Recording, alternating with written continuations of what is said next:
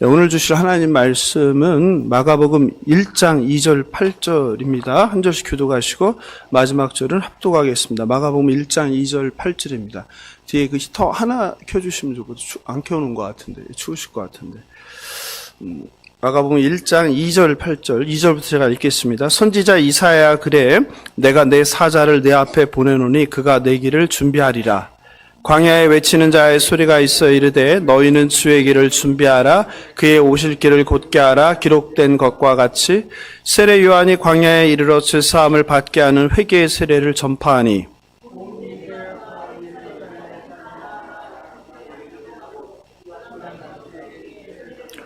요한은 낙타털 옷을 입고 허리에 가죽띠를 띠고 메뚜기와 석청을 먹더라.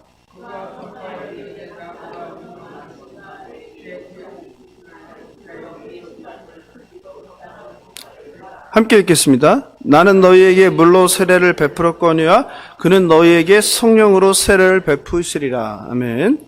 예, 계속 3주째 마가복음 1장 첫 부분을 하고 있습니다. 원래는 한 장씩, 한 번에 한 장씩 이제 16주에 이제 12월 말까지 끝낼 계획이었는데요. 그렇게 생각한 이유는 그래도 여러분이 이제 복음서, 신약은 친숙하다고 해서 그렇게 계획을 세웠는데 이제 제가 하면서 이제 확인해 보니까 좀 더 많이 좀 자세히 하는 게 좋겠다 싶어서 첫 부분에서 그렇게 하고 있습니다. 그래서 계속 같은 본문에서 이제 왔다 갔다 하고 있습니다. 우리가 마가복음 첫 시간에는 뭘 살펴봤어요? 생각나시나요? 침례 요한을 통해서 구약 성서와 신약 성서를 연결시켰죠, 그죠? 그래서 구약의 말라기에서 예수님께서 오시는 신약 성서까지 400년의 그 침묵기에 대해서 살펴봤어요. 주일에는 마가복음 두 번째 시간으로 마가복음의 개요와 같죠, 그죠? 마가라는 저자는 어떤 사람인가? 또 마가복음에 쓰여진 상황은 어떤 상황이었는가? 또 마가복음의 1차 청중, 저와 여러분은 2차 청중이죠. 마가복음의 1차 청중은 어떠한 사람들인지 이렇게 살펴보고 1절을 가지고 하나님의 아들 예수 그리스도 복음의 시작이라라는 말씀으로 하나님의 아들은 어떤 의미인지, 예수 그리스도는 어떤 의미인지, 복음은 어떤 의미인지, 복음의 시작은 무엇인지 이렇게 살펴봤습니다. 오늘은 그 세 번째 시간인데요. 광야의 소리, 침례 요한이란 제목으로 말씀을 나누고자 합니다.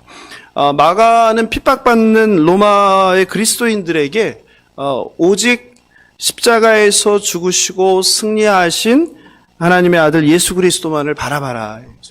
너희들이 지금 십자가 처형을 당하고 사자에게 밥이 되고 목숨을 잃는 상황인데 내가 너희들을 구원해 줄 것이다. 너희들을 그 핍박과 압제 죽음으로부터 구원해 줄 것이라고 얘기하지 않고 하나님의 아들 예수 그리스도도 어떻게 십자가에서 죽으셨다. 이 얘기를 하는 거죠. 그리고 십자가에서 죽으심으로 예수를 믿는 우리는 어떻게 되었다? 영생을 받게 되었다. 그러니 이 죽음 앞에서 두려워 떨고 있는 로마의 그리스도인들이여 십자가 위에 예수를 바라봐라. 승리하신 예수를 바라봐라. 이게 핵심이었죠.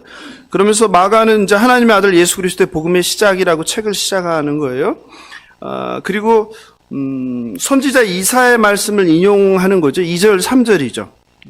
이사야 40장 3절 말씀을 인용하는 거죠. 선지자 이사야의 글에 보라 내가 내 사자를 네 앞에 보내노니 그가 내 길을 준비하리라. 광야에 외치는 자의 소리가 있어 이르되 너희는 주의 길을 준비하라. 그의 오실 길을 곧게 하라. 기록된 것과 같이. 어디에 기록되어 있다는 거예요? 이사야 선지서 40장 3절에 기록되어 있다. 이렇게 인용하는 거죠. 마가는 이사야 선지자의 약속의 말씀처럼 주의 오실 길을 준비하는 누가 있다고요? 네? 누가 있다고요? 3절에. 광야에 외치는 자가 있다에 자의 소리가 있다에. 자의 소리가 있다죠. 네. 자가 아니라 자의 소리예요, 소리. 소리가 중요해요, 소리. 소리가 중요해요, 소리. 자가 아니라 외치는 자가 중요한 게 아니라 소리. 그 외치는 자의 소리, 누구를 말할까요? 침례 요한이죠. 침례 요한. 주의 오실 길을 준비하는, 길을 평탄케 하는, 왕의 길을 평탄케 하는. 지난주 금요일 이제 신구약 중간사 설교를 통해서 주전 430년 말라기에서 예수님 탄생까지 하나님이 말씀하지 않은 침묵기라고 했습니다. 그죠? 이 기간을 신구약 중간기라고 다르게 또 부르기도 하는데, 물론 하나님께서는 이 400년 기간 동안 말씀을 하셨습니까? 말씀하지 않으셨어요. 말씀을 하진 않으셨죠. 그래서 우리가 침묵기라고 하죠. 그러나 이 시기에도 하나님은 세계 역사를 주관하셨어요? 주관하지 않으셨어요? 주관하셨죠. 그리고 통치하셨습니까? 통치하지 않으셨습니까? 통치하셨죠. 다만 뭘 주지 않은 거예요? 선지자를 통해서 직접 말씀을 주지 않은 시기라는 거죠.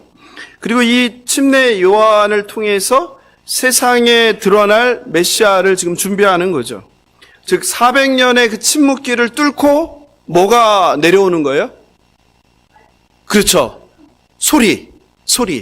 하나님의 말씀이 임하는 거죠. 그게 바로 오늘 본문에서 광야에 외치는 자가 있다고 하지 않고 뭐라고 한 거예요? 광야에 외치는 자의 소리가 있다. 그 소리가 뭐예요? 하나님의 말씀이 임했다. 이런 뜻이죠.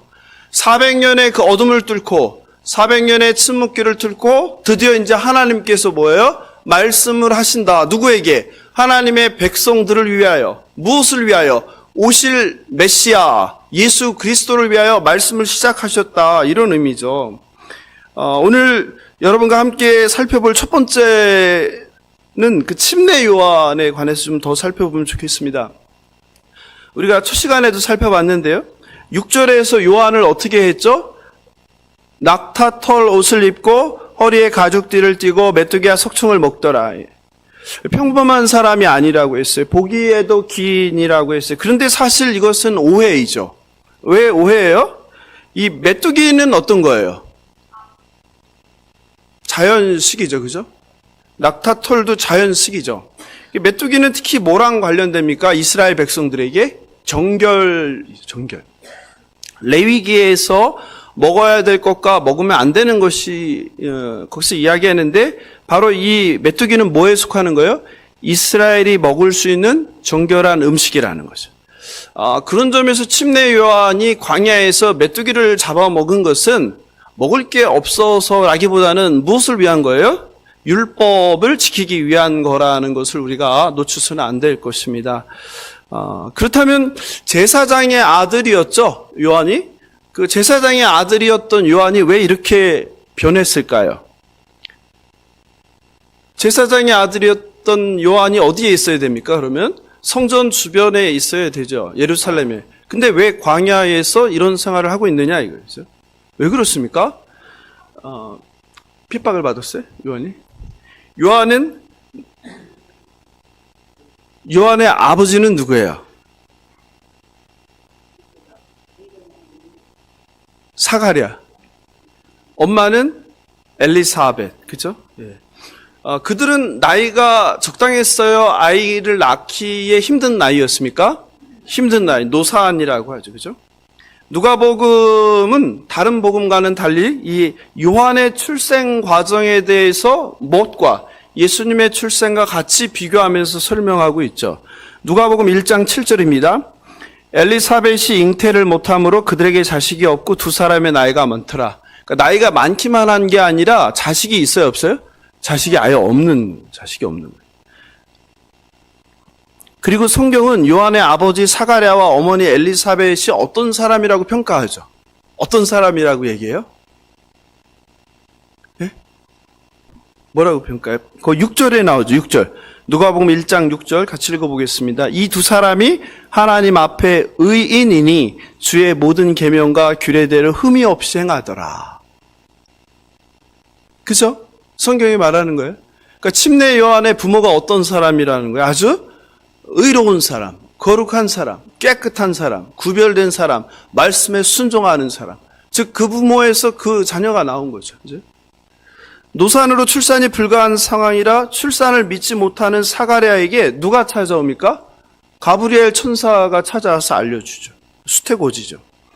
예수님의 출생만큼이나 침례 요한의 출생 과정은 굉장히 비범하죠. 일반적이지 않죠. 그런데 이 비범한 출생과 달리 출생 후에 침례 요한은 성경에서 어떻게 됩니까? 사라져 버리죠. 나타나지 않아요. 예. 그러다가 언제 나타나는 거예요? 오늘 마가복음 1장에서 갑자기 누가 돼서 성인이 돼서 어디에서 빈들 광야에서 나타나는 거예요. 그렇죠? 예. 복음서를 보면 이렇게 비범한 아주 비범한 출생, 예수님과 거의 동일한 출생 과정을 겪었던 마리아를 통한 그런 잉태 말고 성령으로 잉태된 말고 정말 비범한 잉태를 갖고 출생을 했던 침례 요한이 사라졌다가 성인이 돼서 광야에 나타난다. 제사장 사가랴의 아들 요한은 왜 사라졌다 광야에 소리로 나타났을까? 그리고 요한은 광야에서 무엇을 했을까? 그리고 왜 요한은 무엇을 지금 베풀고 있습니까? 세례를 베풀고 있죠. 세례는 어디서 나왔습니까? 갑자기? 구약성서에서 세례를 했습니까? 안 했습니까? 하지 않았죠. 갑자기 세례는 어디서 나온 거예요? 여러분은 이런 것들에 대해서 어떻게 생각하십니까? 대부분 기독교인들이 예수를 믿고 신앙생활하며 소속된 교단, 교파에 따라서 세례 혹은 침례를 받습니다. 한국은 뭐 장로교가 거의 주류니까 대부분이 이제 2세 전에 유아 세례를 받죠.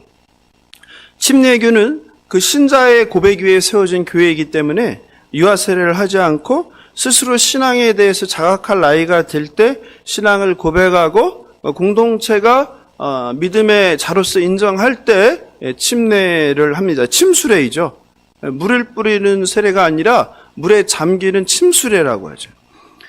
그런데 이것이 교단마다 오래된 전통이기 때문에 침례를 받든 세례를 받든지 깊이 알려고 하지 않아요. 그냥 때가 되면 받는 거 이렇게 생각하죠. 좀 더 안다면은 침례, 세례라는 것은 예수님과 함께 어떻게 죽고 그리고 다시 살아난 부활 뭐 이런 걸 의미한다 정도 이해하고 있죠. 그런데 왜 구약에 없던 세례를 받아야 되는지 침례를 베풀어야 되는지에 대해서는 생각하지 않죠. 어떻게 생각하시나요, 여러분은? 왜 갑자기 침례가 여기 나온 거예요? 간혹 좀 더 뭐 성경을 읽는 분들은 이스라엘 백성에게 베풀었던 옛 언약인 할례가 새 언약으로 물로 세례를 받는다고 설명하기도 합니다. 그런데 어쨌든 이런 질문들, 침례 요한이 왜 광야에 있는가? 제사장의 아들이? 그리고 왜 그의 모습이 범상치 않는가?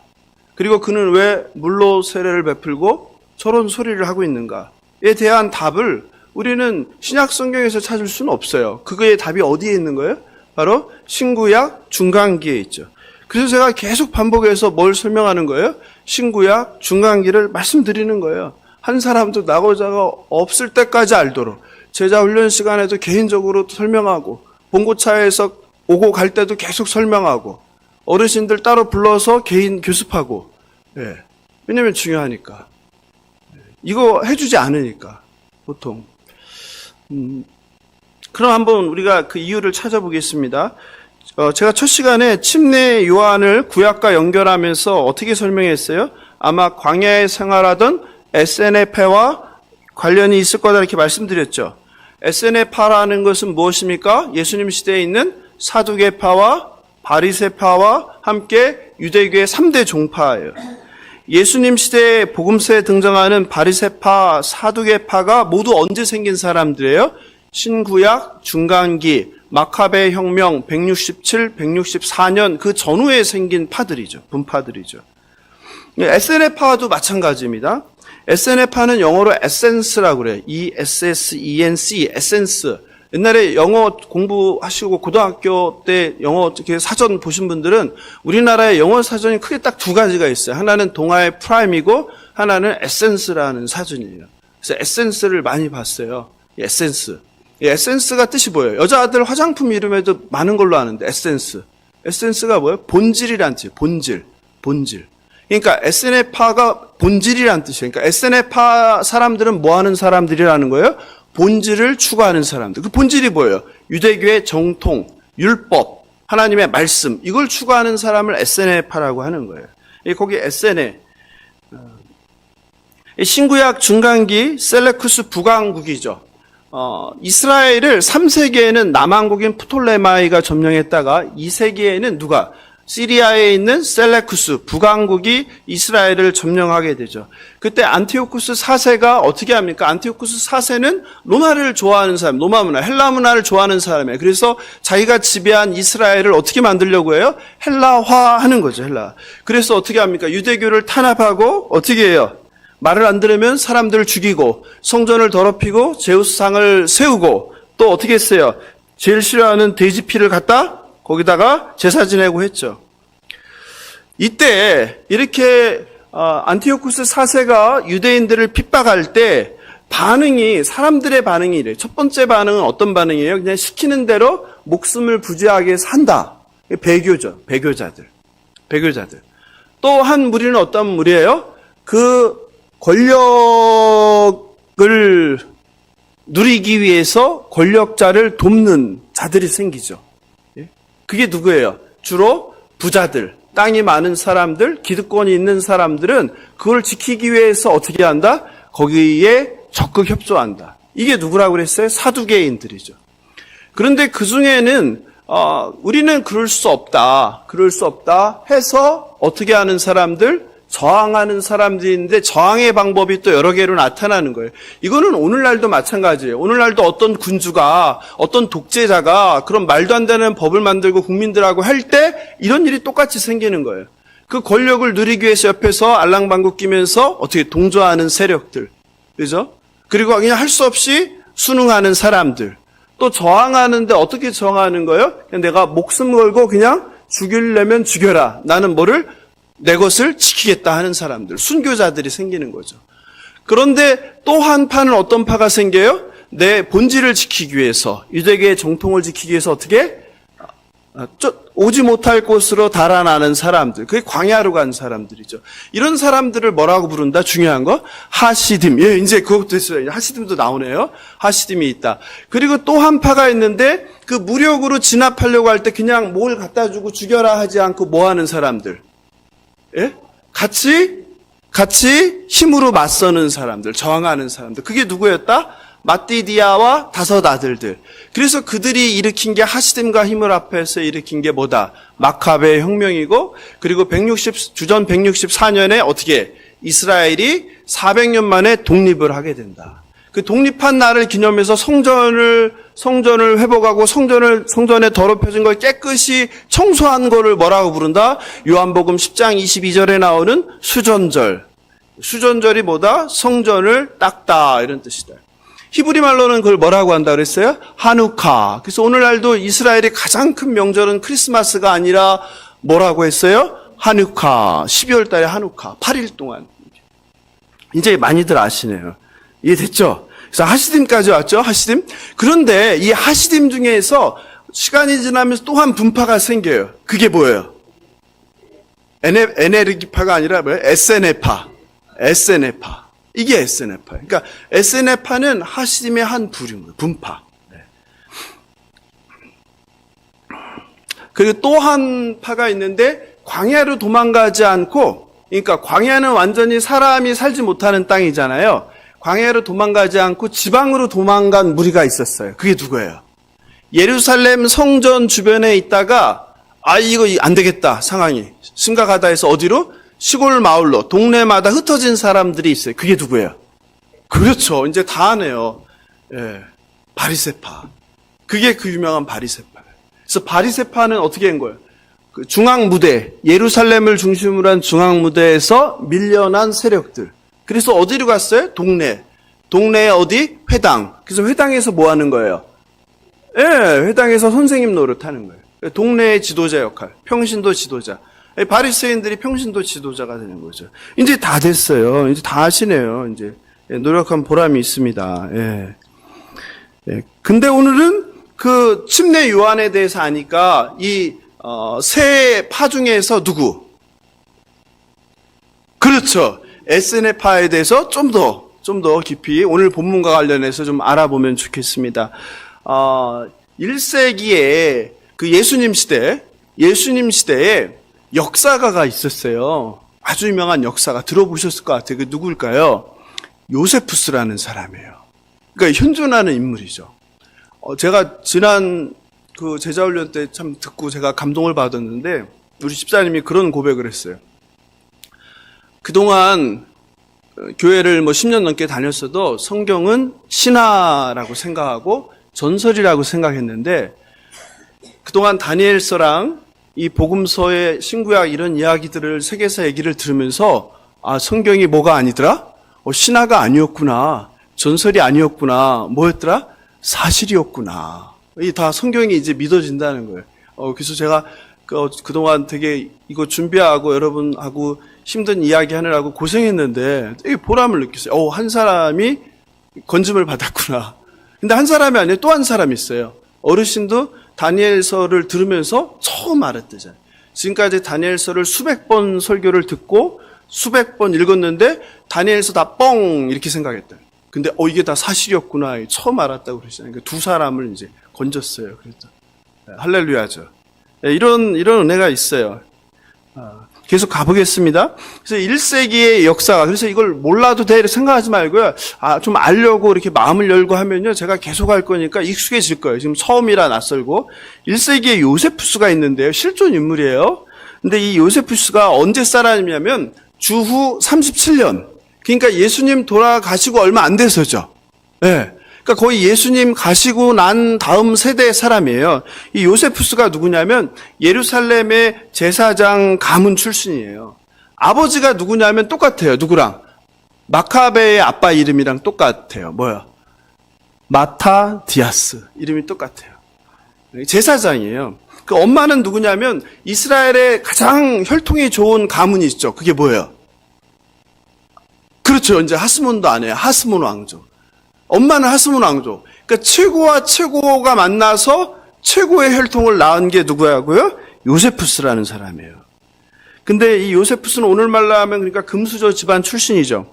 근데 이 요세프가 한 게 뭐냐면 당시에 그 전쟁 역사를 기록을 하게 되는데 유대 전쟁사를 기록하게 돼요. 그러니까 유대 전쟁사를 보면 뭘 우리가 알 수 있는 거예요?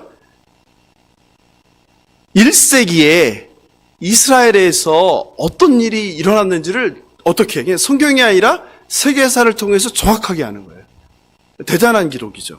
예수님과 불과 얼마 차이 안 나는데, 한 30년, 40년 차이 나는데, 그리고 유대인들의 고대사, 그리고 아피아온을 반박함, 그리고 자서전, 이런 책들을 쓰게 돼요. 완전 보물입니다. 그러니까 2000년 전의 자료가 그대로 역사가를 통해서 남겨져 있는 거예요. 그런데 요세푸스가 제가 하고 싶은 말은 이거예요. 그의 그 자서전에서 이런 이야기를 하는 거예요. 당시 유대의 3대 종파, 바리새, 사두개, 그리고 에세네파에 관심이 많다. 그래서 심지어 그가 어떻게 하냐면요. 16살에 직접 이 파들에 대해서 자기가 경험해 봐야 되겠다 해서 에세네파에 들어가서 3년을 살게 돼요. 놀랍죠? 어린 사람이. 그 내용을 한번 같이 읽어보겠습니다. 16세가 되었을 때 나는 우리 가운데 있는 여러 종파들을 시험해 보기로 결심했다. 이런 종파들이 3개가 있는데 그것은 우리가 자주 언급한 대로 바리새파, 사두개파, 에세네파이다. 이 세 종파들 모두 잘 알게 된다면 가장 좋은 종파를 선택할 수 있다고 생각했기 때문이다. 그래서 나는 부실한 식사도 참고 모든 난관을 극복하고 이 모두를 다 경험했다.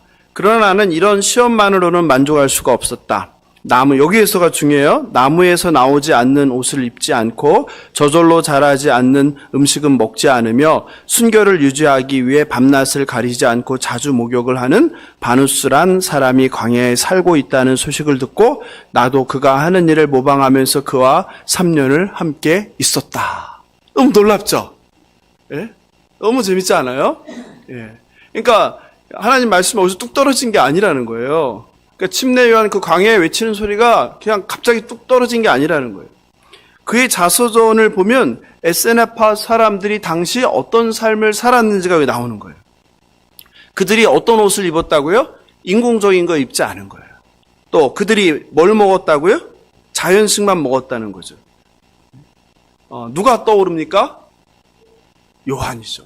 침례 요한이죠.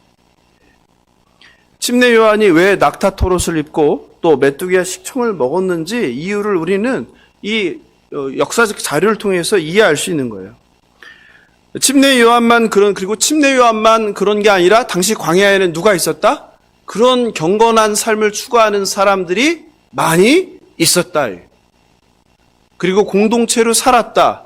그걸 뭐라고 합니까? 요새 또 쿰난 공동체가 그 중에 하나죠. 쿰난 공동체 들어보셨죠? 쿰난 공동체가 기독교 역사에서 또 엄청난 일을 했죠. 프톨레마이 왕국이 하나님께서 뭘 시켰어요? 히브리인들의 성경인 구약 성서를 뭐로? 당시의 공용어인 헬라어로 번역을 시켰듯이 또 이 사막에 경건한 삶을 살던 쿰난 공동체를 통해서 뭘 했어요? 성경이 변개되지 않고 오늘날 우리가 보는 성경이 바로 누구예요? 쿰난 공동체에서 나온 성경이죠. 너무 놀라운 일이죠. 예? 하나님이 이렇게 역사하는 거예요. 그리고 거기서 더 놀라운 표현은 바로 이거예요. 바누스가 뭘 자주 했다고 그래요? 자막 볼까요? 순결을 유지하기 위해 밤낮을 가리지 않고 뭘 했다? 목욕. 이 목욕이라고 번역했는데 목욕이 아니라 뭐예요? 침례죠, 침례. 침례가 뭐예요? 물에 들어갔다 나왔다. 이거를 했다는 거예요. 왜요? 깨끗해지기 위해서. 이들의 쿰난 공동체에 이 사막 생활하는 사람들 이게 문화하고 전통인 거예요. 이들은 항상 몸을 깨끗이 하는 거예요. 정결하게. 죄를 씻듯이 몸을 정결하게 하는 의식이 있었는데 이게 바로 뭐예요? 침례의 기원이죠. 침례 요한이 왜 침례를 베풀었는지 좀 이제 이해가 되세요? 갑자기 하늘에서 딱 떨어져서 침례를 베풀라 한 게 아니라 이런 역사적 전통과 구약 성경에서 말했던 새 영을 부어준다는 것과 물로 깨끗이 한다는 것들이 다 연결된 거예요. 갑자기 그냥 하는 게 아니에요. 이해되시죠? 이처럼 침례는 신약시대 갑자기 생긴 것이 아니라 광야에서 유대인의 본질, 전통을 지키면서 말씀과 기도로 경건한 삶을 살던 SNF파의 전통과 영향이 있다고 우리가 볼 수 있습니다. 그리고 침례 요한도 바로 언제? 어린 시절 태어난 기이한 출생 후에 사라졌는데 언제인지 모르지만 어디로 갔다는 걸 우리가 짐작할 수 있어요? 광야로 가서 어디게?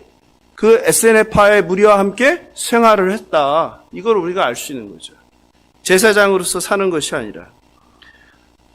그렇다면 침례 요한이 왜 광야에? 그 광야가 갖는 의미는 뭔지 오늘 두 번째로 함께 살펴보면 좋겠습니다. SNF파 공동체는 안티오쿠스 4세의 탄압이 끝나고 마카베 혁명으로 유다가 독립했는데도 이제 탄압이 끝났잖아요. 그러면 이제 어디로 가야 돼요? 원래 일상으로 돌아가야 되잖아요. 근데 안 돌아갔잖아요. 안 돌아가서 지금 침례 요한이 광야에 있는 거잖아요. 이미 나라는 독립했잖아요. 언제? 164년에 나라가 독립했잖아요. 근데 왜 안 돌아가고 있는 거예요? 왜 광야에 있어요? 좋지도 않은데, 불편한데? 그전에는 핍박을 피해서 광야로 갔잖아요. 핍박이 끝났잖아요. 나라가 정권을 회복했잖아요. 독립을 했잖아요. 그럼 다시 돌아가 살아야 되잖아요. 근데 왜 계속 사막에 살고 있어요? 생각을 안 해보셨어요? 어떻게 생각하세요? 왜 그랬을까요? 왜 불편한 삶을 사냐고요? 네? 왜 그랬을까요? 150년이 훨씬 넘는 시대의 예수님 시대, 요한은 광야에 있단 말이에요. 그때까지도 그 공동체가 있다는 거예요. 왜 그랬을까요? 네? 이것이 바로 마가가 선지자 이사야의 말씀으로 시작하는 이유예요. 3절에서 뭐라고 했어요? 광야에 외치는 자의 소리가 있어 이르되 너희는 주의 길을 준비하라 그의 오실 길을 곧게 하라 기록된 것과 같이. 이게 누구의 말씀이에요? 구약성서 하나님의 말씀이죠. 이사야 선지자를 통해서 준. 어떻게 하라고 했어요? 오실 메시아를 준비하라고 그랬죠. 어디서 준비하라고 했습니까? 광야죠. 네, 바로 그거죠. 깨달은 거죠. 뭐를? 우리가 어떻게 광야에서 준비해야 된다. 누구를? 메시아를. 그냥 광야 생활이 좋아서 살다 보니까 자연 속에서 척박한 땅에 사는 게 좋아서 그런 게 아니라 나름대로 사명감을 갖고 하나님의 말씀을 믿고 붙들고 그들은 살아갔던 거예요. 말씀대로. 오실 메시아를 위해서. 광야는 이스라엘에게 이중적 의미가 있습니다. 어떤 의미입니까? 광야는. 여러분, 광야하면 뭐 광야를 지나며라는 뭐 유명한 CCM도 있지만 어떤 의미예요? 광야는? 그렇죠. 고난이죠, 고난. 광야라는 것은 고난을 통해서 하나님의 백성을 훈련하는 곳, 먹을 것과 입을 것과 마실 곳이 없는 척박한 땅, 더위와 추위를 피할 곳이 없는 죽음의 땅, 독사와 맹수가 있는 위험한 땅. 이게 광야죠. 그래서 광야는 고난의 장소죠. 그래서 광야는 고난을 상징해서. 그래서 내가 광야를, 그리스도인들이 나 지금 광야를 지나가는 중이야. 무슨 말이에요? 내가 지금 고난을 겪고 있어. 이런 말이잖아요. 네, 광야. 그럼 고난의 장소죠. 하나님께서 백성을, 자기 백성을 훈련시키는 장소. 동시에 광야는 어떤 의미가 있습니까? 그렇죠. 정답만 말하는 이제 정답녀가 됐는데, 광야는 하나님을 만나는 곳. 왜? 내 힘으로 할 수 있는 것이 아무것도 없기 때문에 뭐 해야 되는 곳? 하나님을 찾고 부르고 하나님의 도우심을 구하는 곳. 즉, 하나님을 만나는 장소가 광야라는 뜻이에요. 광야에는 이런 이중적인 의미가 있어요. 그럼 이 SNF파들은 광야에서 뭐 하는 거예요? 하나님을 만나는 거죠. 오실 메시아를 준비하는 곳이죠. 그게 바로 광야가 갖는 SNF파에게 주는 의미입니다. 그래서 이사야 원문은 광야에서가 외치는 소리를, 우리 본문 보면 어떻게 되어 있습니까? 광야에 외치는 자의 소리가 있어, 이렇게 하잖아요. 그래서 광야에가 외치는 소리를 수식하는 것처럼 되어 있는데, 원래 히브리 원문으로 보면 그렇게 안 되어 있고, 광야에서 준비하라예요. 그러니까 수식이 달라요. 광야에서 준비하라. 그러니까 우리는 우리 성경을 읽으니까 이게 좀 헷갈리게 되어 있는데, 하나님의 말씀, 원래 말씀은 뭐 하는 거예요? 광야에서 준비하라, 이거예요. 분명한 거예요. 그래서 유대인들 중에서 누구? 하시딤과 같은 율법과 정통을 중시하고 말씀을 중시하는 사람들은 뭐 한 거예요? 그 말씀을 붙들고 광야에서 준비한 거예요. 뭘 준비하는 거예요? 오실 메시아를 준비하는 거죠. 그래서 광야에서 산 거예요. 어떻게? 율법을 지키면서. 경건한 삶을 유지하면서. 이해되시죠? 이제, 예, 감사합니다. 그래서 경건한 유대인들은 유대교 탄압이 끝나고 이스라엘이 독립을 했는데도 다시 자기의 살던 곳으로 돌아가지 않은 거예요. 변함없이 광야에서 공동체를 이루며 말씀과 기도에 집중하며 금욕 생활하며 경건한 생활을 유지한 거예요. 실제로 이 SNF파의 하나인 쿰난 공동체는 공동체의 규칙을 가지고 있었어요. 제가 읽어드릴게 한번 들어보세요. SNF파의 이것도 사회문서에서 발견된 거예요. 공동체 규범. 우리 교회는 그게 아직 없는데 우리 교회도 이제 좀 있으면은 그걸 이제 만들겠죠. 공동체 사명선언문, 공동체 규범 이런 게 있겠죠. 이렇게 이런 거는 하지 맙시다. 이렇게 합시다 이런 것들이. 근데 SNF파도 그게 있었던 거예요. 제가 읽어드릴게요. 이들이 이스라엘에서 공동체가 되었을 때 그들은 광야에 그분의 길을 열기 위해 광야에서 행하도록 죄의 사람들이 사는 곳 안에서 격리되어야 한다. 기록된 것처럼 광야에서 길을 준비하라. 이게 공동체 규범이에요. 어떻게 하라는 거예요? 구별되어서 광야에서 오실 메시아를 준비하라는 거예요. 이게 이들의 삶에 공동체 생활 원칙에 들어가 있는 거예요. 성경이 아니라.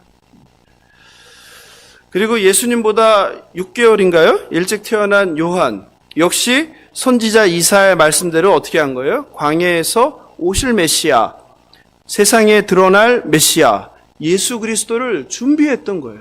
그래서 제사장이었는데 예루살렘을 떠나서 어디 유대 광야에서 생활하면서 이런 생활을 했던 것 같아요. 좀 이제 이해가 되시나요? 연결이? 세상에 드러날 메시아, 이 예수 그리스도. 이것에 대해서 또 말라기 선지자도 말을 했죠. 말라기 3장 1절입니다. 말라기 3장 1절. 구약 성성의 맨 뒤에 있죠. 제가 읽어드리겠습니다. 만군의 여호와가 이르노라 보라 내가 내 사자를 보내리니 그가 내 앞에서 길을 준비할 것이요 또 너희가 구하는 바 주가 갑자기 그의 성전에 임하시리니 곧 너희가 사모하는 바 언약의 사자가 임하실 것이라. 이처럼 구약의 선지자를 통해서 길을 준비하라는 말씀을 계속 하셨거든요. 그러니까 말씀을 아는 자들은 말씀을 사랑하는 자들은 그걸 알았던 거예요. 그래서 그 말씀대로 순종해서 세상 삶을 버리고 광야에서 오실 메시아를 준비했던 거예요. 그런 가운데 하나님께서 그 말씀으로 약속하신 대로 신실하신 하나님께서 400년이란 침묵을 깨고 어디에? 빈들에 서 있는 누구에게? 침례 요한에게 말씀이 임한 사건이죠. 누가복음 3장 2절입니다. 안나스와 가야바가 대제사장으로 있을 때에 하나님의 말씀이 빈들에서 사가랴의 아들 요한에게 임한지라. 여기 나오죠. 말씀이 임했다. 여기 되게 중요한 본문인데 이 말씀은 뭡니까? 말씀을 우리가 보통 뭐라고 하죠? 로고스라고 하죠. 말씀을 로고스라고 하는데요. 근데 여기에 누가복음 3장 2절에 쓰인 말씀은 로고스가 아니에요. 그럼 뭐라고 되어 있을까요?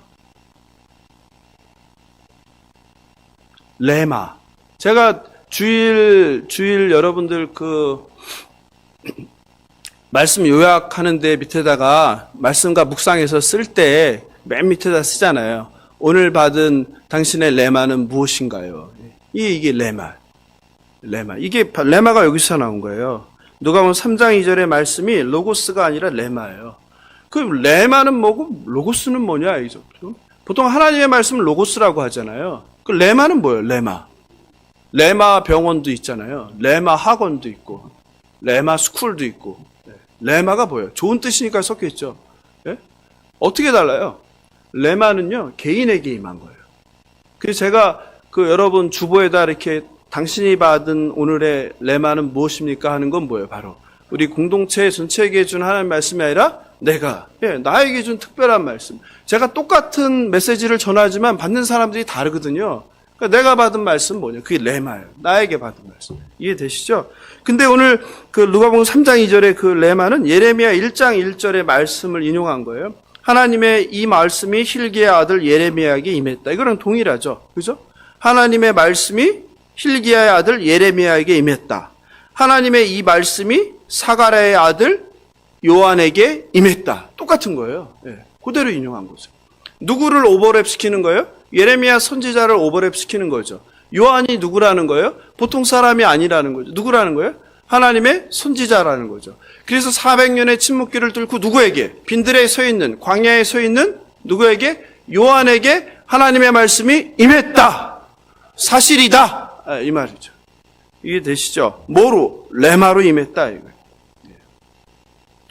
즉 예레미야가 선지자로 부름받았듯이 누가? 침례 요한은 내가 부른 하나님의 사자이다. 이 말이죠. 그리고 침례 요한에게 뭘 줬다? 나의 말을 줬다. 뭐 할 말을? 백성들에게 선포할 하나님의 말씀을 주었다. 이런 뜻이죠. 이 광야에서, 그 빈들 광야에서 그게 임한 거죠. 요한 자신의 말이 아니라 하나님께 받은 말씀, 레마를 선포하는 거죠. 그 말씀이 어떤 4절이죠. 4절. 4절을 함께 같이 읽어볼까요? 시작.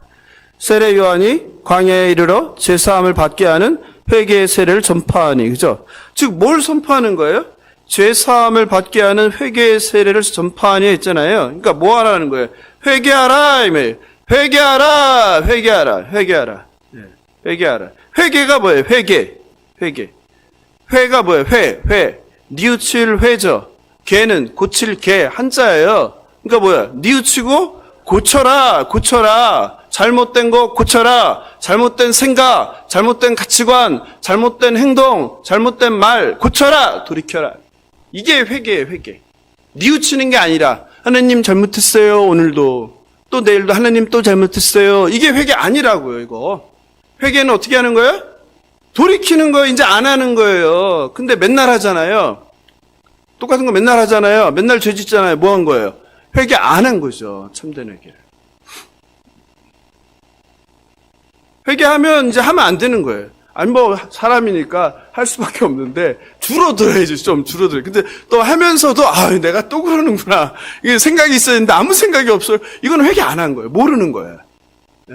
모르는 거예요. 헬라어로는 이걸 메타노이아라고요. 많이 들어봤죠? 메타에서 메타박스, 메타인지, 메타시대, 메타버스 많잖아요. 메타가 무슨 뜻이에요? 메타. 그러니까 우리는 성경을 통해서 이걸 배우니까 세상에서 메타 해도 다 알아듣죠. 메타가 무슨 뜻이에요? 메타. 바꾼다. 바꾼다. 노이아는 뭐예요? 노이아.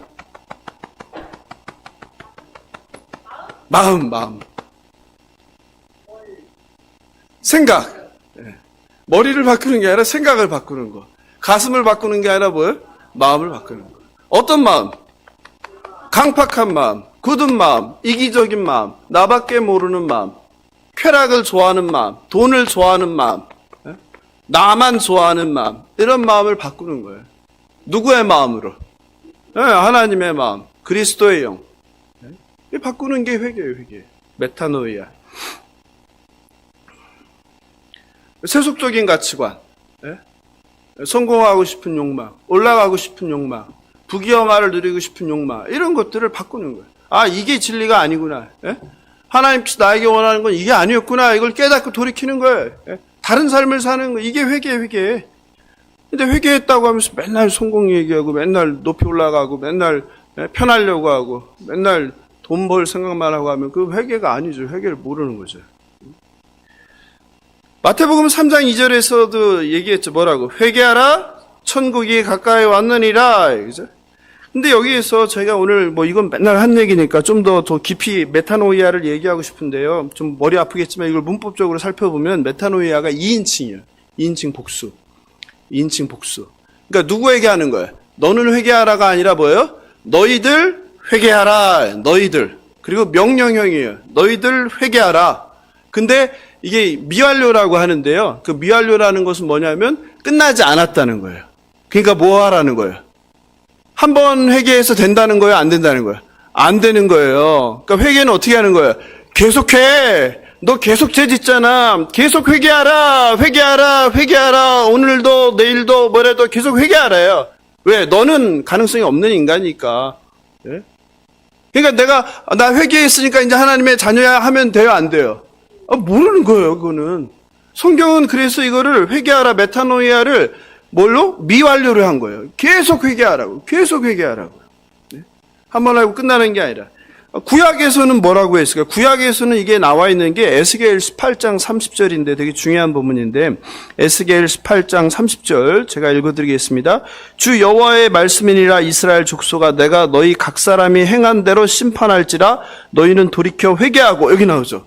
너희는 어떻게 하라? 돌이켜 회개하고 모든 죄에서 떠날지어다. 그러니까 회개는 뭐예요? 죄에서 떠나는 거예요. 돌이키는 거예요. 죄에서 돌이켜서 누구를 향하는 거예요? 하나님 아버지를 향하는 게 회개인 거예요. 근데 돌이켰는데 사탄을 향해. 그럼 뭐예요? 죽음인 거죠, 죽음. 사단의 밥이 되는 거예요. 사단의 종노릇하는 거죠. 잘 돌이켜야 되는 거예요.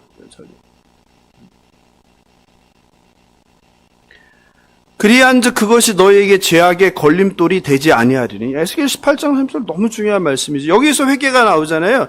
그래서 구약 성경에서 회개는 뭐라고 그래요? 집사님, 구약 성경에서 회개는 뭐라고 그래요? 슈브라요. 슈브. 들어보셨죠? 슈브. 신약 성경에서는 메타노이아. 이 회개예요, 회개. 예? 슈브라요, 슈브. 같은 말이에요. 근데 구약 성경은 더 정확해요. 우리 신약 성서에서의 메타노이아는 뭘 바꾸라고 했어요? 다시 여기 뭘 바꾸라? 회개가 뭐다? 마음을 바꿔라. 어떤 마음? 좋은 마음을 바꾸는 게 아니라 나쁜 마음, 썩은 마음, 악한 마음을 어떻게 바꾸라는 거예요. 하나님의 마음으로. 또 뭘 바꾸라? 생각, 세속적인 가치관, 더러운 생각, 음흉한 생각, 음탕한 생각, 돈밖에 모르는 생각, 이기는 생각을 바꾸라. 하나님의 생각으로. 근데 구약에서 슈브는 뭘 뜻하냐면은 행동을 바꾸다예요. 에스겔 18장 30절에서 말하는 건 더 정확해요. 행동을 바꾸래, 행동을. 행동을 바뀌는 게 회개다, 이 말이에요. 맨날 말해봐야 소용없다, 이 말이에요. 맨날 마음 먹고 안 하면 소용없다, 이거예요. 행동을 바꿔야 된다, 바꿔야. 예? 거짓말 하던 사람이 거짓말 하지 않는 게 회개라는 거예요. 도둑질 하던 사람이 도둑질 하지 않는 게 회개라는 거예요. 싸우던 사람이 싸우지 않는 게 회개라는 거예요. 비난하고 비판하던 사람이 하지 않는 게 회개하는 거예요. 그냥 마음속으로 안 해야지 해서 되는 게 아니라는 거예요. 그것도 필요하지만 내 삶이 바뀌어야 된다. 이게 회개라는 거예요. 구약성서에서 말하는 슈브가. 그런데 제가 드리고 싶으면 여기서 구약성서에도 슈브는 완료일까요? 미완료일까요? 네, 미완료예요. 이게 굉장히 사실 뭐 원어는 알 필요 없어요. 근데 이럴 때만 좀 살펴보는 게 의미가 있죠. 완성되지 않으면 계속하라는 거예요. 계속. 예? 회개는 한 번으로 끝나는 게 아니라는 거예요. 지속하라는 거예요. 우리가 그러니까 숨을 쉬는 한, 이 땅에서 살아있는 한 어떻게 해야 돼요? 계속 회개해야 되는 존재가 저와 여러분인 거죠. 그래야 사는 거죠. 내가 주인된 삶을 회개하고 왕이신 예수님의 통치를 받는 저와 여러분 되길 주님의 이름으로 축원합니다. 침례교는 침수례를 받습니다. 물에 잠기며 죄인된 옛사람이 내가 죽는 거예요. 그리고 물에서 나오며 부활하신 주님과 함께 새 사람으로 사는 것을 의미해요. 그러니까 더 이상 죄의 종로로 타지 않는 것을 의미해요. 내 생각, 내 방식대로 살지 않겠다는 고백이에요. 이제부터는 누구를 주인으로 해요? 네, 왕이신 예수님을 주인으로 왕이 내 삶의 운전대를 쥐는 거, 이게 회개예요. 이게 침례예요. 근데 침례를 받고도 여전히 뭐로 살아요? 내가 주인대에 살잖아요. 내가 갖고 싶은 대로 운전하고 내가 하고 싶은 거 하잖아요. 그 침례 받은 게 의미가 있어요, 없어요? 그러니까 침례교가 세례를 받는 것보다 우월하다는 것을 굉장히 강조하는데 똑같아요. 그때뿐이지. 그러니까 그 의식에 정통이 있는 게 아니에요. 그래서 뭐가 중요한 거예요? 예? 그렇죠. 마음에 할례를 받는 게 중요해요. 제가 그래서 늘 기도할 때 말씀 전하기 전에 무슨 기도를 해요? 예? 마음과 귀에 할례를 베풀어 주셔서 선포되는 말씀마다 우리 신비 가운데 심겨지게 하시고 심겨진 말씀이 자라나게 하시고 자라난 말씀이 나의 삶을 바꾸게 하셔서 세상을 변화시키고 선한 영향력을 만들게 해 주시옵소서 기도하는 거잖아요. 마음의 할례, 귀의 할례. 그래서 마가는 여기서 8절에서 그 얘기를 하잖아요. 나는 너에게 물로 세례를 베풀거니와 그는 너희에게 뭘로 베푼다? 성령으로. 이게 침례 요한의 침례와 예수님의 성령 침례가 다르다는 거죠. 그 얘기를 하는 거예요. 어떻게 다르다는 거예요? 요한은 물로 세례를 주는데 오실 메시아는 성령으로 준다는 거예요. 이거는 여러분들 익숙하시죠? 여름 수련회 때 전한 말씀이죠. 어떤 말씀이에요? 에스겔 36장 26절 27절이죠. 생각나죠? 여름 수련회 때 한 거죠. 또 새 영을 너희 속에 두고 새 마음을 너희에게 주되 너희 육신에서 굳은 마음을 제거하고 부드러운 마음이 뭐라고 그랬어요? 고깃덩이, 연한 마음. 또 내 영을 너희 속에 두어 너희로 내 율례를 행하게 하리니 너희가 내 규례를 지켜 행할지라. 그죠? 옛 언약은 돌판에 새겨졌는데 이제 새 언약은 어디에 새긴다는 거예요? 우리의 마음, 신비에 새긴다는 거예요. 신비. 어떻게 새기냐? 새 영을 부어준다. 그 새 영이 뭐예요? 성령이죠. 그러니까 성령을 받아야 된다는 거예요. 물에 들어갔다 나왔다고 예수 그리스도의 제자가 되는 게 아니라 예수를 믿는 구원받은 백성이 되는 게 아니라 뭘 받아야 된다는 거예요? 예수님을 통해서 성령의 침례를 받으라는 거예요. 성령이 있어야 된다는 거예요, 우리 안에. 예? 그러니까 침례를 받고 교회 신앙생활을 오래 했는데 여전히 옛사람처럼 살아가면은 내 의심해 봐야 되는 거예요. 그냥 무조건 확신 갖는다는 것이 내가 구원을 보장해 주는 게 아니라고 그랬잖아요. 의심해 봐야 되는 거예요. 아니면 가까운 사람한테 물어봐야 돼요. 당신이 보기에 내가 정말 성령을 받은 사람이 맞냐? 심각하게 물어봐야 돼요. 그냥 신앙생활 하는 게 아니라 종교생활 할 수도 있어요. 자신도 속고 있을 수 있다고 제가 말씀드리잖아요. 계속 악한 생각이 든다? 그럼 성령의 사람이 아니죠. 계속 뭔가 짓밟고 싶다? 내 맘대로 하고 싶다? 성령의 사람이 아니죠. 성령이 살아계시면 꺾이게 되죠. 순종하게 되죠. 예? 내 생각이 들다가도 꺾게 되죠. 예? 내가 하고 싶은 대로 하려다가도 꺾게 되죠. 그러면 안 되지. 예? 화를 낼래다가도 참아야지. 예? 이게 성령을 받은 사람이죠. 요엘 선지자도 말씀하셨죠. 요엘서 2장 28절. 그 후에 내가 뭘 줘요? 내 영을 만민에게 부어주기. 바로 이 말씀이 성취되는 사건이죠. 예수를 통하여. 만민에게 뭘 줘요? 내 영을 부어주리니. 너희 자녀들이 뭘 한다? 장래를 말할 것이. 한국교회는 이걸 또 갖다 이상하게 또 해석해서 참 큰일이에요, 한국교회. 하나님께서 구약 성서를 통하여 어디에? 돌판에 새긴 옛 언약이 아니라 이제 부드러운, 고기에다가, 우리 마음에다가 새긴 그 새 언약. 그 새 언약이 뭐다? 성령이에요, 성령. 그래서 예수께서는 오셔서 뭘 준다? 성령의 세례를 준다. 이 말씀하는 거죠. 뭐 마태복음에는 불로 준다고 하잖아요. 그것도 또 한국교회에서는 또 이상하게 또 해석하죠. 무슨 능력을 받고 막 이상한 걸로. 하여튼 큰일이에요. 예. 그런 게 아니죠. 예. 요한의 침례가 정결례로서 제사함이라면 예수님의 성령 세례는 뭐예요? 완전히 주인이 바뀌어요. 누가 되는 거예요? 이제 주인이. 내가 아니라 성령. 한번 보세요. 한번 물어보세요. 불러보세요. 성령님, 내 안에 계신가? 불러보세요. 안 계시면 어떻게 해야 돼요? 오늘 회개해야죠. 회개하고.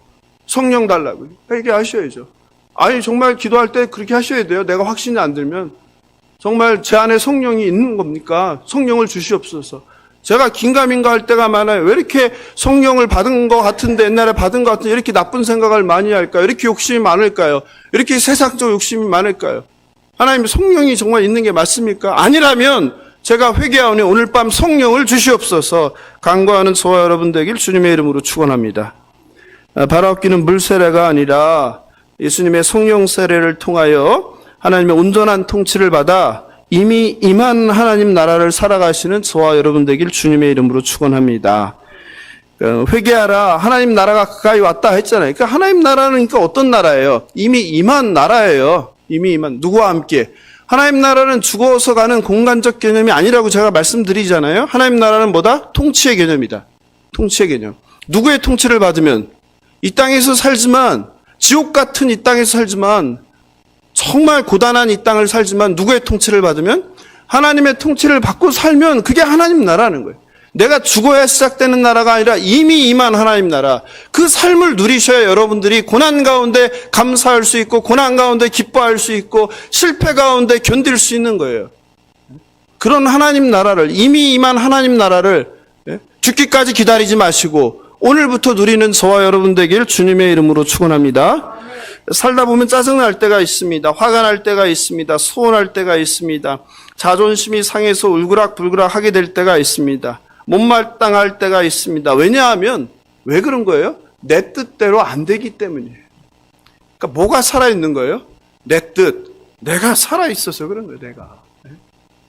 내가 살아있어서 화가 나고 짜증나고 서운하고 섭섭하고 자존심 십자가에 못 박아요. 예수 믿는 날 자존심 십자가 못 박는 거 아니에요? 근데 예수를 믿었는데도 아전히 내 자존심 하는 건 뭐예요? 덜 죽었는지 안 죽었는지 성령을 못 받았는지 죄의 종노릇해요. 사단은 어떻게 한다고 그랬어요? 누굴 잡으러 다녀요? 잡힐 만한 자를 잡으러 다녀요. 잡힐 만한 자를, 걸려드는 자를. 걸려든다는 건 내가 뭐예요? 성령이 충만치 못하다는 거예요. 깨어있지 못하다는 거예요. 예수님의 성령의 세례를 받았다는 것은 그리스도 영이 우리 안에 있다는 거예요. 그래서 바울은 어떻게 고백합니까? 우리 제자훈련반 학생들은 암송하잖아요. 갈라디아서 2장 20절 뭐예요? 내가 그리스도와 함께 십자가에 어떻게 했다? 못 박혔나니 그런즉 이제는 내가 사는 것이 아니요 오직 내 안에 누가? 그리스도께서 사시는 것이라. 이제 내가 육체 가운데 사는 것은 나를 사랑하사 나를 위하여 자기 자신을 버리신 하나님의 아들을 믿는 믿음 안에서 사는 것이라. 이거보다 더 성경을 요약하는 말이 어디 있어요? 우리의 신분은. 나는 없는 거예요. 그러니까 여기를 맨날 칼로 치세요. 칼로. 칼로 치라고요. 나는 없다. 내가 막 살아날 때마다 느끼잖아요. 칼로 치세요. 망치로 치세요. 막합에. 망치로 때리라고, 누르라고요. 이걸 안 치면은 자꾸 살아나요. 자꾸 살아나요, 자꾸. 나는 날마다 죽노라 한 거 아니에요? 사도 바울이 그래서. 바울도 안 되는데 우리가 어떻게 되겠어요? 바울 같은 이런 사람도 안 되는데. 저와 여러분은 침례를 통해 물속에 들어가며 죽은 것입니다. 그리고 물에서 나오며 십자가에서 죽으시고 부활하신 예수님을 주인으로 모시고 사는 것입니다. 바라옵기는 내 생각을 말하기보다 하나님의 뜻을 묻고 구하길 원합니다. 그것이 바로 하나님의 통치를 받는 하나님의 나라입니다. 아직 침수례 혹은 세례를 받았지만 예수님을 인격적으로 만나지 못하셨다면 오늘 밤 주님을 영접하길 원합니다. 이번 주에 정말 놀라운 경험을 했는데요. 노인정을 방문했는데요. 아이고야. 이분 제가 올렸잖아요. 처음 봤어요. 그걸 하나하나 다 따라 하시더니 마지막에 제가 끝나고 제가 기도를 하는데요. 그냥 눈물을 퐁 쏟아내시는데, 교회 가고 싶었대요. 교회 가고 싶었대요. 그러니까 교회 가기를 기다리고 있는 그런 영혼이 있는 거예요. 또 동성 2차에 있는 할머니는 기도를 딱 해드렸는데요. 기도 바꾸세요. 등이 뜨거워져 갖고요. 막 땀이 막 뻘뻘 난다. 너무 뜨겁다고 막 그냥 그렇게 하시는 거예요. 네. 그분도 이번 주에 오시겠죠.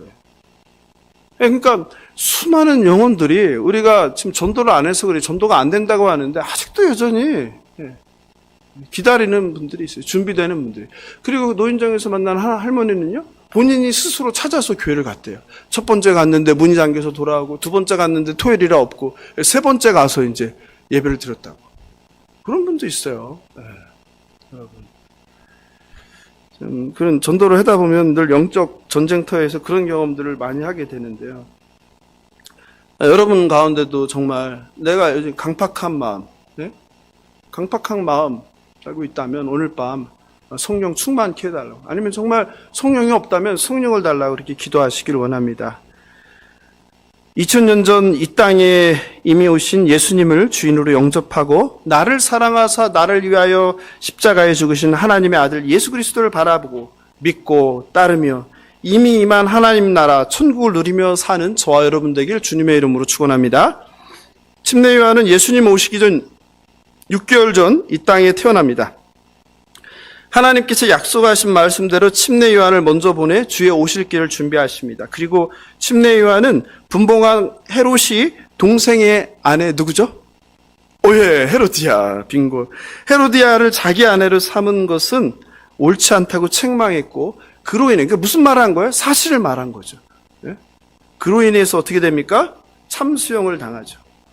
세상과 사람들은 그 침례 요한의 그런 죽음을 개죽음이라고 하고 이해할 수 없다고 할 거예요. 그러나 하나님 나라 관점에서는 그건 뭐예요? 침례 요한의 삶이었고 침례 요한의 사명인 거예요. 그렇게 죽는 게 사명인 거예요. 저와 여러분 가운데도 그렇게 죽는 게 사명인 사람이 있는 거예요. 침례 요한은 회개하라, 하나님의 나라가 가까이 왔다라고 선포합니다. 침례 요한은 메시아가 오실 길을 준비하는 광야에 외치는 소리였습니다. 말씀을 마무리합니다. 사랑하는 성도 여러분, 세상에는요 다양한 소리가 있습니다. 어떤 소리가 있어요? 다양한 소리. 열심히 해야 성공한다. 공부 잘해야 성공한다. 1등만 기억한다. 2등은 기억하지 않는다. 착하면 손해본다. 돈이 최고다. 권력이 최고다. 어떻게든 살아남아야 한다. 공부해서 남주냐. 이런 소리들이 있어요. 그런데요, 잘 들리진 않는데요, 세상에는 작은 소리도 있어요. 어떤 소리가 있어요? 정직해야 돼. 손해봐도 정직해야 돼. 억울해도 참아야 돼. 희생해야 돼. 양보해야 돼. 가난한 사람들을 돌봐야 돼. 도와줘야 돼. 돈이 다가 아니야. 마음이 중요한 거야. 용서해야 돼. 사랑하며 살아야 돼. 사랑하는 성도 여러분, 여러분은 어떤 소리에 반응하십니까? 요한은 어떤 소리였습니까?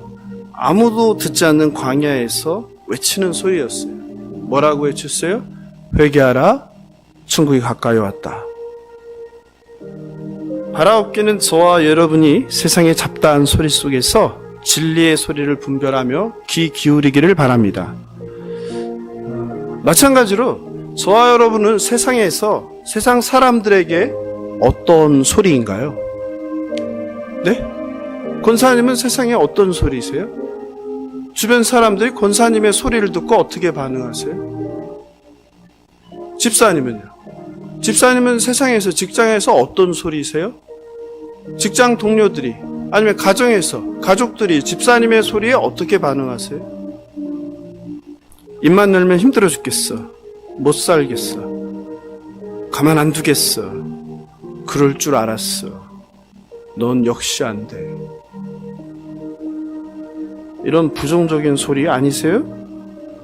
더 나아가 입만 열면 거짓말하고 조롱하고 시기하고 비아냥거리고 이런 소리 아니세요?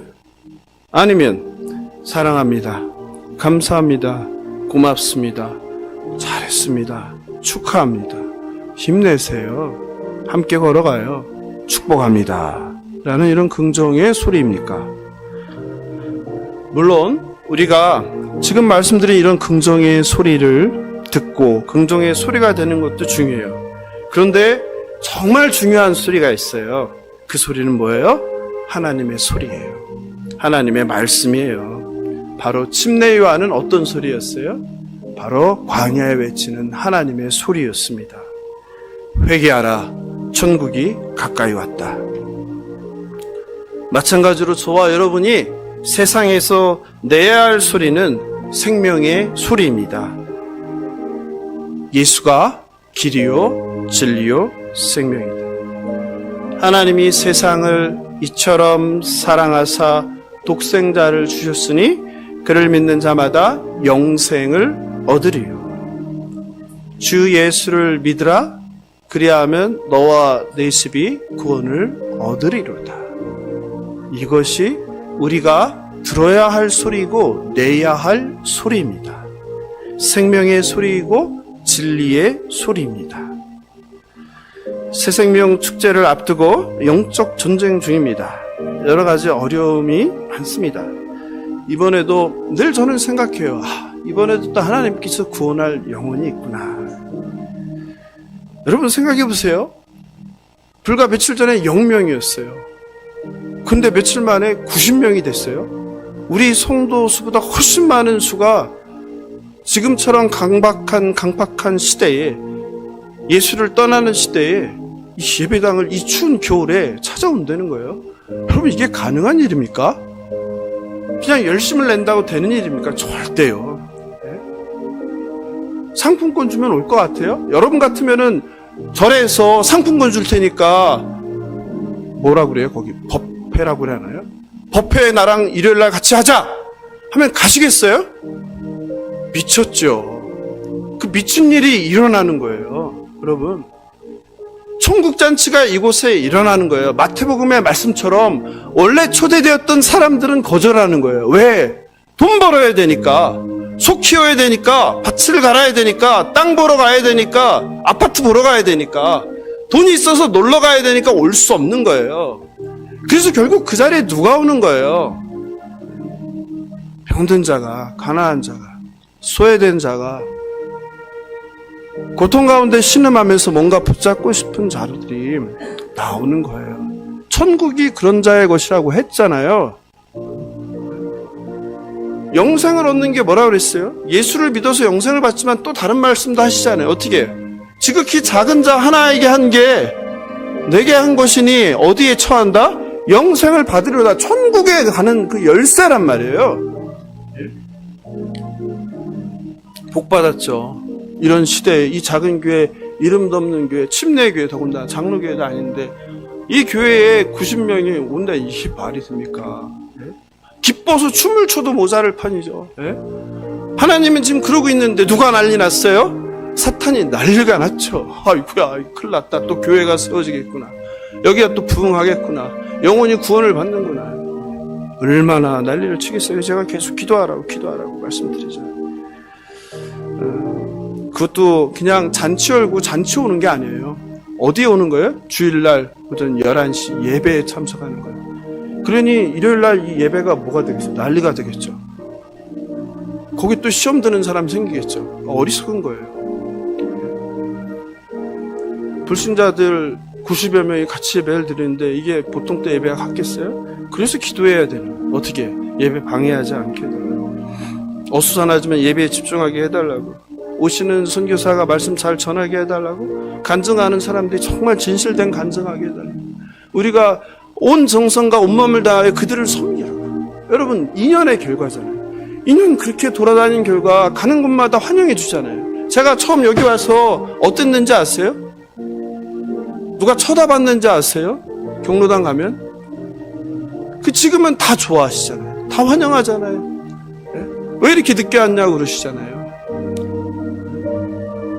여러분 하루아침에 되지 않습니다. 눈물로 씨를 뿌리는 자는 어떻게 해요? 이제 추수할 때예요. 또 추수감사절이잖아요. 1년 중 가장 중요한 새생명 축제를 또 가장 중요한 추수감사주를 하는 얼마나 뜻깊습니까?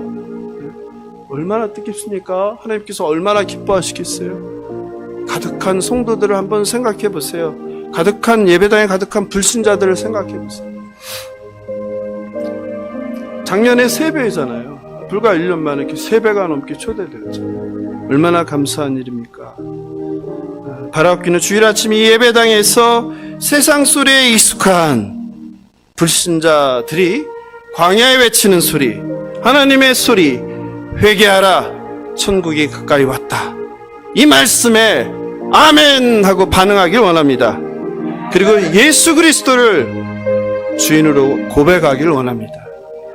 바라옵기는 저와 여러분이 많은 사람들을 옳은 대로 돌아오게 하는 생명의 소리, 진리의 소리 반응하고 사람을 살리는 예수를 전하는 복음의 소리가 되길 주님의 이름으로 축원합니다. 오늘 말씀 생각하면서 찬송하고 기도하겠습니다. 주 믿는 사람 일어나.